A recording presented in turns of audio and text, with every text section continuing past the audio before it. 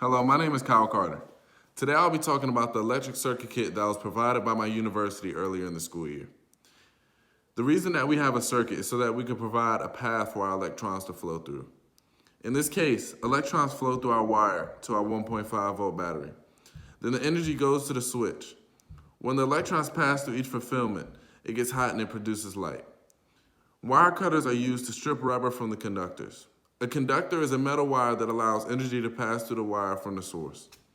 What I was just referring to here, I have the source, I have the switch, and I have the light.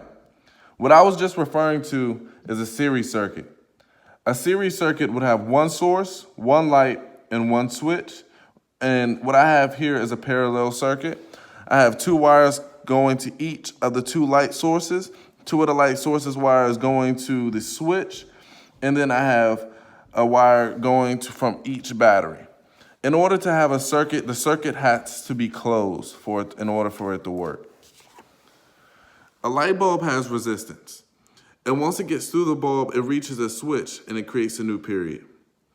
We have charges running around the circuit. And when the positive charges get to the light bulb, they're bunched up. And they have to get through a small wire. And in order to do that, it has to lose a little bit of energy. The energy lost, that is called a voltage drop. Voltage is the amount of work done by the battery to keep it going. Dr. Horn uses this and describes this as a runner running around a track, is what it's best compared as.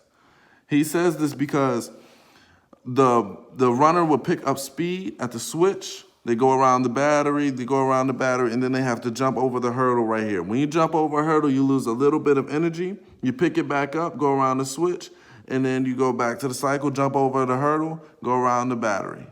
It goes around in a circle, and it just keeps going until you turn it on and off.